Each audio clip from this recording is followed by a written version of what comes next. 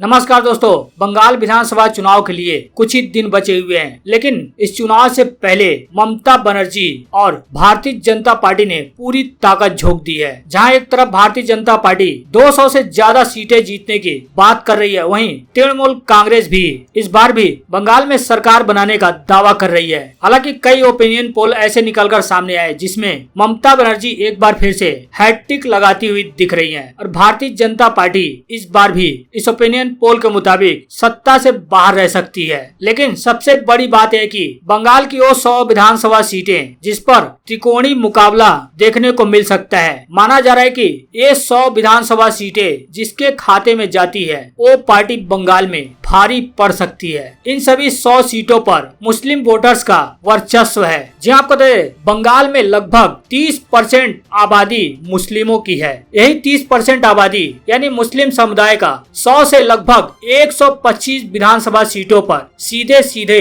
उनका प्रभाव है, जहां पर वे जीत हार तय करते हैं। और यही 100 से 125 सीटें बंगाल में सरकार बनाने में निर्णायक भूमिका निभाते हैं। इनमें से करीब 90 सीटों पर पिछले विधानसभा चुनाव में सत्तारूढ़ तृणमूल कांग्रेस को जीत मिली थी, लेकिन इस बार यहाँ भी भारतीय जनता पार्टी और तृणमूल के साथ मुकाबले को त्रिकोणीय बनाने और मुस्लिम वोटरों को वापस अपने साथ लाने के लिए कांग्रेस और वाम मोर्चा और फुरपुरा शरीफ दरगाह के पीरजादा और प्रमुख मुस्लिम धार्मिक नेता अब्बास सिद्दीकी की पार्टी इंडियन सेकुलर फ्रंट यानी ISF के साथ गठजोड़ किया है, जिसके बाद इन सभी सीटों पर समीकरण बदलते हुए नजर आ रहे हैं। हालांकि यहाँ की 100 से 125 सीटों पर किस पार्टी का कब्जा हो सकता है, किसके खाते में कितनी सीटें जा सकती हैं, ये मुस्लिम वोटर किस पार्टी की सरकार बनाने में अहम भूमिका निभा सकते हैं। आपको बता दें, पश्चिम बंगाल विधानसभा चुनाव में अब तक मुस्लिम मतदाताओं ने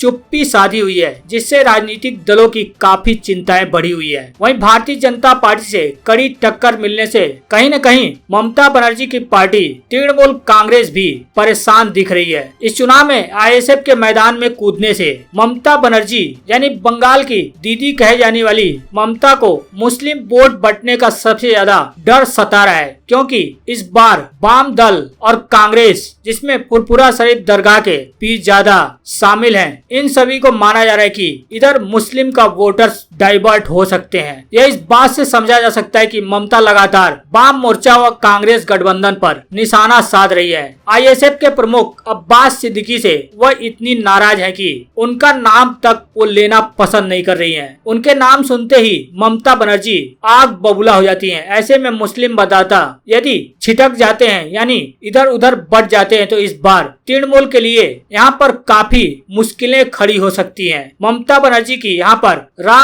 आसान नहीं हो सकती है। हालांकि क्या इससे भारतीय जनता पार्टी यहाँ पर फायदा उठा सकती है? आपको बता दें, वाम दल व कांग्रेस और ISF गठबंधन तृणमूल कांग्रेस और ओवैसी की पार्टी के बीच यदि मुस्लिम वोट बढ़ता है तो भाजपा को इसका सीधा फायदा हो सकता है, क्योंकि लोकसभा चुनाव 2019 के लोकसभा चुनाव में जीत के बाद से बंगाल फतह का ख्वाब देख रही भारतीय जनता पार्टी को इस बार लग रहा है कि त्रिकोणीय मुकाबले से उसे इन सभी 100 से 125 सीटों पर फायदा हो सकता है। पिछले लोकसभा चुनाव में यह साबित भी हुआ था। मालदा जैसे मुस्लिम बहुल जिले में भारतीय जनता पार्टी मुस्लिम वोटों के बंटने से एक लोकसभा सीट जीतने में कामयाब रही थी, जबकि एक अन्य सीट पर महज कुछ हजार के अंतर से भारतीय जनता पार्टी प्रत्याशी जीत से थोड़ा पीछे रह गए थे। इसके अलावा मुस्लिम बहुल उत्तर दिनाजपुर जिले की रायगंज लोकसभा सीट से भी भारतीय जनता पार्टी पहली बार जीतने में कामयाब रही। इसके अलावा हाल के दिनों में तृणमूल व अन्य दलों से बड़ी संख्या में मुस्लिम नेता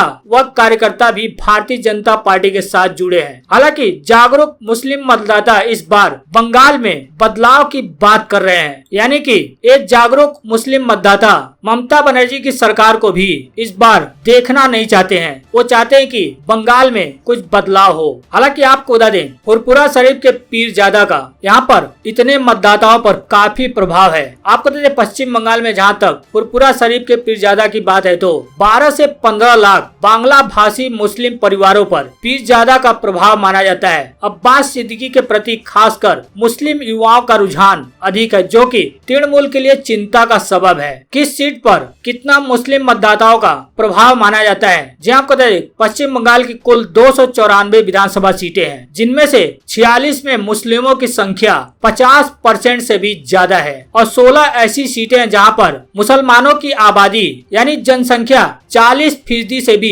कहीं ज्यादा है और 33 सीटों पर 30% से ज्यादा मुस्लिम वोटर हैं और 50 सीटों पर 25% से भी अधिक मुस्लिमों की आबादी है। वहीं उत्तर दक्षिण 24 परगना, मुर्शिदाबाद, मालदा, उत्तर और दक्षिण दिनाजपुर, नदिया और बीरभूम जिले में मुस्लिम वोटों को ध्यान में रखकर ही सभी पार्टियां यहां पर उम्मीदवार तय करती हैं। हालांकि इस बार भी इसी को देखते हुए सभी पार्टियों ने उम्मीदवार तय किए हैं। तो सबसे बड़ी बात है कि जिन सीटों पर सीधे सीधे मुस्लिम समुदाय का अच्छा खासा प्रभाव है, जिसमें 100 से 125 विधानसभा सीटें हैं, उस पे क्या वाम दल, कांग्रेस और पीरजादा गठबंधन क्या त्रिकोणीय मुकाबला करा सकता है? क्या ये वोटर इधर उधर छिटक जाएंगे? ये सबसे बड़ा सवाल है। हालांकि जिस तरह से पीरजादा का 12 से 15 लाख बांग्ला भाषी मुस्लिमों पर यानी इन परिवारों पर अच्छा खासा प्रभाव है, उससे तो माना जा सकता है कि इन सीटों पर त्रिकोणीय मुकाबला हो सकता है, जिससे